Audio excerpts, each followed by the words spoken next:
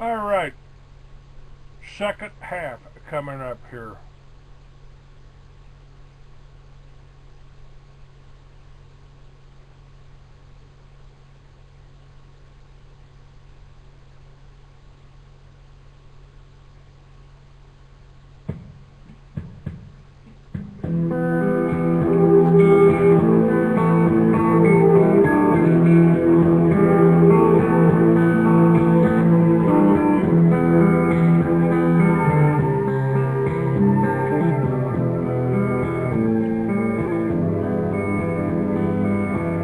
Rainbow bird flies so high, so proud, so great, so free.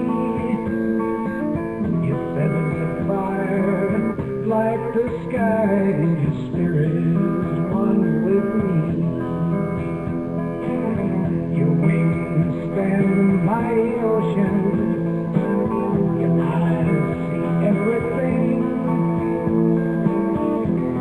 The slightest of your motions can make the continents ring. Yet in all your mighty glory, you vanished from the sky, leaving just another story, missed millions of man-made lives. They tell of how you fell from the sky. You're one proud All right, we're back. This is the second half. First half gives you a little bit of my current history. I'm not exactly a right-wing radical. You know, I was fairly comfortable with that during the Clinton administration after what happened at Waco. But, you know, when the real right-wing radicals got in, and the former George Bush and his neocon Nazis, yeah, I guess I became a liberal then. But it actually goes back even further than that. Because I like smoked pot, and I did it in Texas when it was a felony, punishable by 99 years in a penitentiary. And I went to a penitentiary for that. And let me tell you something, folks. I'm not a criminal. I'm not a criminal. I've never stolen anything. I've never done anything to hurt anyone else unless they deserved it. Have put a few people up, you know, through plate glass windows, things like that. But, you know, I am a biker. And my first club went over to became the Banditos. My second club became the Hells Angels. And I walked away from all clubs because I'm not very good at joining anything. You know, basically it's, you know, whatever religion you want, you practice that. Just don't do it for me. Don't expect me to get down on my knees with you. I probably won't do that. But there was something wrong with that. I mean, I got high, I smoked pot. All of my friends did, everybody I knew did. 40 million Americans have smoked pot. Why are they criminals? Why are they criminals? Why were they made into criminals? Because Ayn Rand warned us. If you oh, you'll get the people that put Ayn Rand down. Oh, she was a communist. She came from a communist country. Communism is Judaism for the masses. The Jews are involved, but the Judeo-Christians, I mean, it could have gone that far back. It could have gone that far back. Before our Bible, somebody maybe planned all this crap and had the technology and the foresight to do that. Well, I wrote novels about that.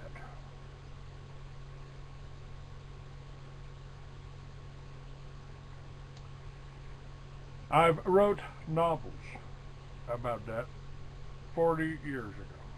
I wrote short stories about it 40 years ago. Today, when I go back and read what I wrote that long ago, been carrying it around years,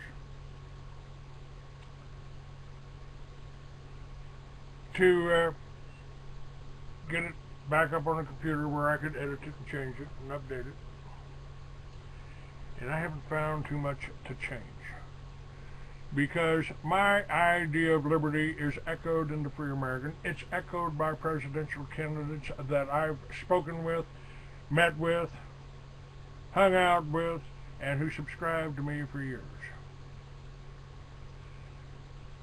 You know, the question may be, if I was so good, why ain't I rich? Because the people that I'm opposing control the news, control the TVs, control the videos, and they control most of the patriot movements.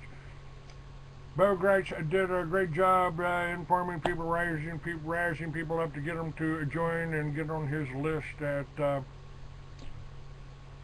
Almost Heaven, to sell real estate. All of the people I talked to and that bought into the Almost Heaven thing said it was really, should have been called Almost Hell. I talked to his partners that when he poisoned their well. You know, come on, guys. It's you know, you can Bo Gratz can say he rescued Randy Weaver, and that's true to a state.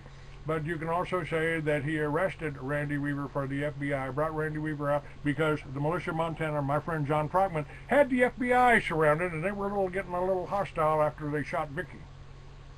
Don't blame him. So Bo Gratz actually might have rescued the FBI. Now, I've been met all of these people, but again, years ago, before the Patriot Movement, before any of this, before I got educated, before I heard Benjamin Friedman, who was Jewish, talk about the Jewish involvement in World War II, before I read the ad for in the New York Times by the Jews declaring war on Germany. My family was German. My family was the Wolfs and von Bears, and they came over here. Legally, I might add. So I have a history, and as a writer, what I wrote 40 years ago was about the legalization of marijuana, hemp, and drugs in the country, abolishing all victimless crimes. And that novel will be coming out next year if I can get the support that I need. And I've talked to people about one of my guests talked about you know, people that came out were they thought they were gods because they had been here for thousands of years and flew around spaceships, and I wrote about that 40 years ago. That will be out. You can actually read part of it on my website, and it's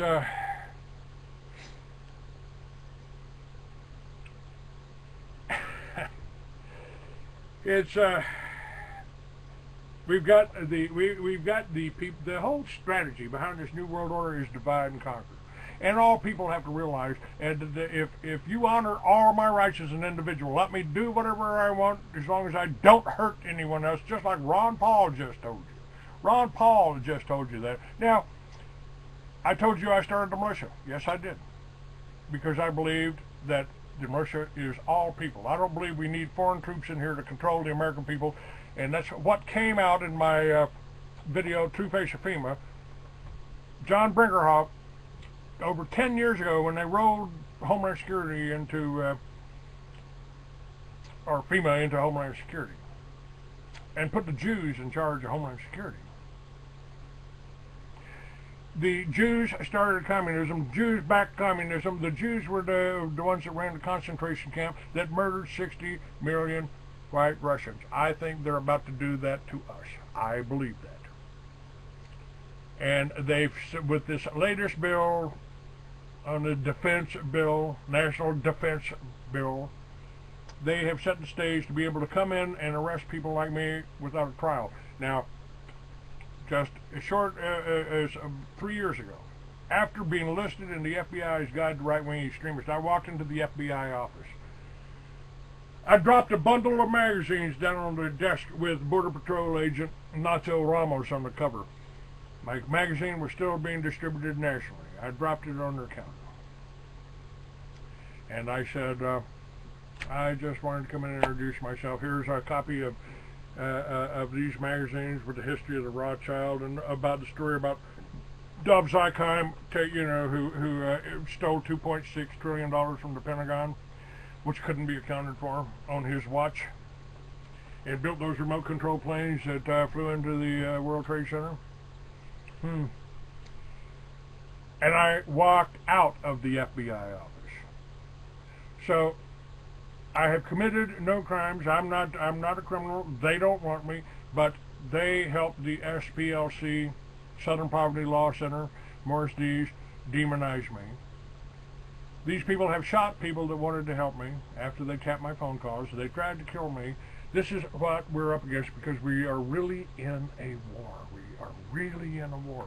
And the war started with the drug war, and that's what my first novel and next novel will be about. And it'll take you all the way into the future and tell you how this country could be. And because I'm tired of trying to tell you the truth. I've told you the truth. It's all available. All of it's up there on my website. You can go there and see it right now. You can see that. But a lot of information up there. But what I wrote 40 years ago and what I'm writing now and what I'm going to do, I'm going to write fiction. That's all I've ever said it was, is fiction, and it just seems as the days roll around, my fiction comes closer and closer and closer to reality. Why that is, I don't know. I don't know. But I can't do it alone. What they've tried to do with me is kill me economically. Let's go back to a presidential debate and let me make you understand how relevant I am here and why I need your help. I need your support. I need your donations, and you need to be reading my books because it will give you a sounding reverence. The religions are not there to help us. The politicians are not here to help us, except for two. There's two out there that want to do the right thing, that understand what I'm talking about. That's Ron Paul and Gary Johnson. I never thought heroin would get applause here in South Carolina. Governor Johnson, you say we should not only legalize and tax marijuana, you admit that you smoked it when it was still illegal in your state of New Mexico, after suffering several serious and very painful bone fractures. Question, how far would you go in legalizing drugs, sir? Well, first of all, I would hope that people, when it comes to the drug issue, looking at me, would look at what I did as governor of New Mexico, which was everything was a cost-benefit analysis. So using that as a criteria, half of what we spend on law enforcement, the courts, and the prisons is drug-related. And to what end? We're arresting 1.8 million people a year in this country. We now have 2.3 million people behind bars in this country. We have the highest incarceration rate of any country in the world.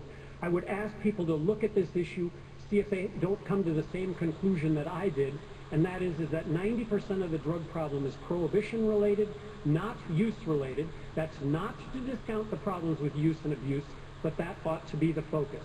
So I advocate legalizing marijuana. Control it, regulate it, tax it. It'll never be legal for kids to smoke pot or buy pot. It'll never be legal to smoke pot or do harm to others. When it comes to all other drugs, I advocate harm reduction strategies, which is simply looking at the drug problem first as a health issue rather than a criminal justice issue. Mr. Kane, you've never held off. You know, that is what I have been trying to tell you, even with the Free American. And I had an underground paper put out years ago. Forest TV, the world is thinking. Called Solomon's Herald. You know, And this is what I was talking about then. For a good many years, but especially since the early 70s, we have spent hundreds and hundreds of billions of dollars on this particular war, but it's been war on American citizens more than it's been a war to change these conditions. And that is the war on drugs, which has been a complete, total failure.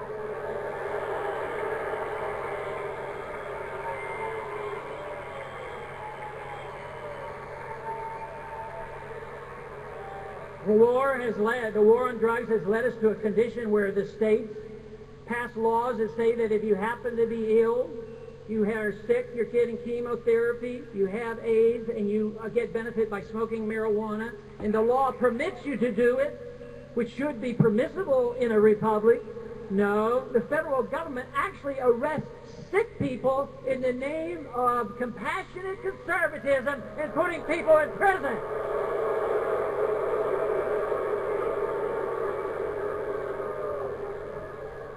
But some say, well, it's dangerous. You might do other things, and there's a danger to you and what you do with your own body. Yeah, you know, I made a comment once in a speech on the House floor. I said, yes, some of the strongest drug warriors in Washington, D.C. rant and rave about the possibility of a sick person using marijuana for their illness at the same time. But guess what? They have no hesitation to imbibe in that drug called alcohol, a more dangerous drug.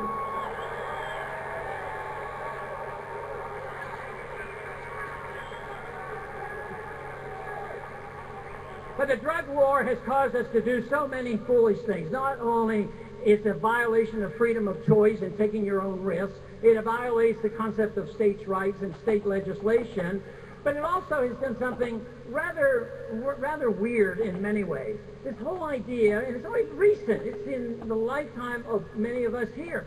It was the first federal law against the use of marijuana occurred in 1937, I believe. 1937. Before that, people did use that. States had right to regulate, but it's a recent onset. But during the war, it was important that a related plant to marijuana called hemp was used. They were encouraged to grow it. It was useful in the war efforts. You can make clothes and medical problems and food products out of hemp. But we are obsessed and confused. And what does the federal government do? If you go out and plant hemp plants, you're going to go to jail. What's going on? And they'll tell you, oh no, it's a drug. Somebody might smoke it. But you know what? To get high on a hemp cigarette, the cigarette has to be big as a telephone pole.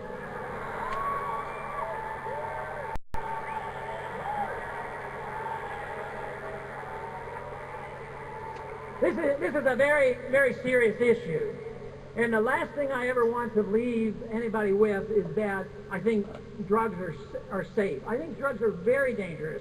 I think illegal drugs, the ones that are currently illegal, are very, very dangerous, and we should be very cautious about it.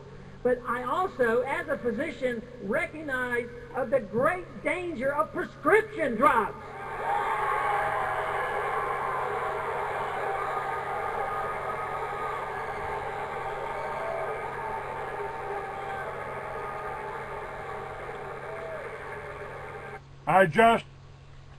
We just talked with Donna Taylor about this whole issue. Her son is being drugged. This is what they tried to do to me. They tried to string me out on Halcion, Haldol, Valium, morphine, every other thing that you can think about. And this whole war on drugs here, they didn't have any problem giving me morphine, but if I got heroin on the street, I'd be in trouble. And we've got our troops guarding the opium poppy fields in Afghanistan right now. The CIA brought the drugs in. The whole story about Operation Watchtower, bringing the cocaine in, bringing the heroin in from the Golden Triangle. It all happened on my watch here. I've been recording this. I got the information. I've been recording this. I've been threatened by the CIA. I'm asking for your help now. I'm asking for you. I'm telling you, I've been fighting this war, and I've been fighting it alone. My family's been run off. My advertisers have been run off. Everybody's scared. Everybody's afraid. Well, Clay talks about the Jews. Well, if you do this, oh, well. And they're threatened. Look, they are threatened. They're doing the same thing to Ron Paul here. They'll try to use what he has just said here. What I'm saying, what I'm telling you, that the war on drugs and hemp is nothing but bullshit. They stole our #1 cancer crop and sent it to communist China. You know, if they can grow it over in China and make 10,000 products, including Nike shoes out of it, why can't we be doing that here?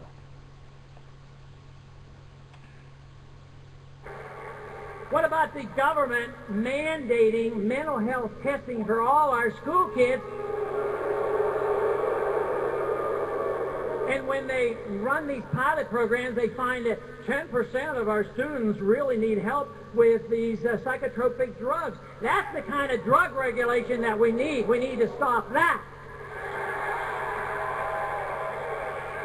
what we're trying to do. What we've tried to do, folks. I mean, all of these themes that you're hearing, these politicians, these presidential candidates talk about, Ron Paul and Governor Gary Johnson. I know both. I've met both. We've talked. They've read my magazine. They've known what and I make it real plain to you what I am, who I am. And they have their war on me has been economical. They've stopped the distribution. They got my magazine kicked out of Barnes & Noble after years and years. They've tried to stop me with this whole accident and attempted drugging. See, I don't respond well.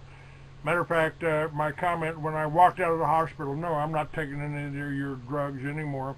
The only drug I need is a joint and a Harley, man. That's it. And this is what I've been doing ever since. You know, nobody's ever seen me stoned. Nobody's ever seen me drunk. I go into bars. I have a couple of drinks, sing some karaoke, and walk out again. I don't get into fights. I don't cause any trouble. I don't force my views on no one because I don't want anyone's views forced on me. I've got books that I write, and that's what I intend to do for the next year is write books. If you want to be in on the process, we need to make some arrangements. You need to send me an email, tell me you want to subscribe, send me a donation, I'll put you on just for the hell of it, whatever size donation you want. You can get books for a $20 donation to me. You can every $20 you send me, I'll send you a copy of one of my books. And that could even be, since the the fourth book in the Solomon series, fourth or fifth, will be is already 90% done, and not too much editing to do on it as far as I can see. I've got a lot of stuff I need to add, but it'll be a very powerful and a controversial book if I get the distribution we need. So now here's the other thing. I need you. I need you to help. On my website now, I've got banners up. If you've got a website, get banners up. If you've got links, you got chat rooms. Tell people about this show. Tell people about the Blog TV. Tell them about a talk. Well, never mind talk show. I may not be on there long, but Blog Talk Radio. We're up and recording every day. And you know, it's just if we don't work together, folks, nobody else is going to do this. So you're distracted. Look what the Tea Parties are doing. Look what the Tea Parties are doing. Thought it was a real good shot, man. But suddenly they're coming out with articles against Ron Paul. Why would they be doing that? I don't understand that. I don't understand that at all. Well, oh, okay, wait a minute. He'd want to pull us out of all foreign entanglements. That hurt Israel. Oh, so they're not talking about Ron Paul because, well, he might try to, you know, if Israel's got atomic weapons, why shouldn't Iran have atomic weapons? I don't think anyone ought to have atomic weapons. And I think this whole New World Order crap, whether it's a Jewish-inspired, Zionist-inspired, Neanderthal-inspired, I don't care. If you are not standing up for Ron Paul, then you're part of the problem. If you are not backing me, if you're a so-called patriot out there and you're not backing somebody that's been in this battle long, I've sat down, I've talked with, I've met, I've with Eustace Mullins, with Aaron Russo, with the Freeman, Leroy Schweitzer was on my show, Bill Cooper was a friend of mine. Folks, I'm the real deal. I'm the real deal. I don't have anybody that I'm backing other than me. And everybody that comes in supposedly to help me is somehow trying to hinder what I'm doing and the message I'm trying to get across. So I'm asking for your help here. If you make the donations, if you order the books, if you do this kind of thing, we can beat these people.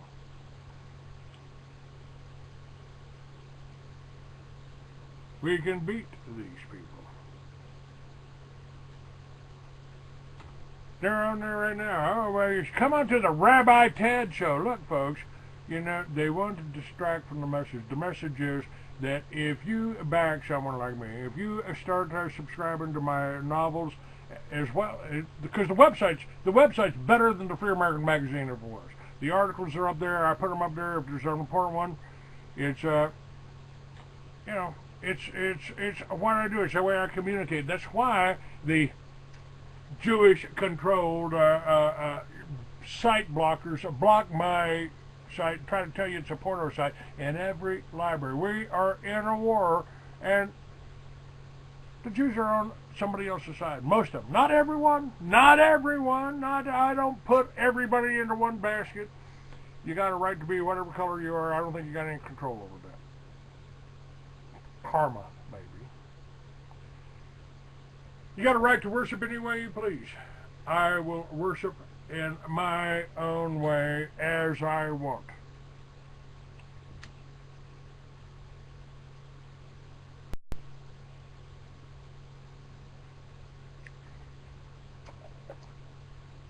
I've been doing this radio show for almost 20 years now, folks. I don't lie to you. I tell you the truth. I'm asking for your help. The psychological warfare against me has been to drive my family away, drive my friends away.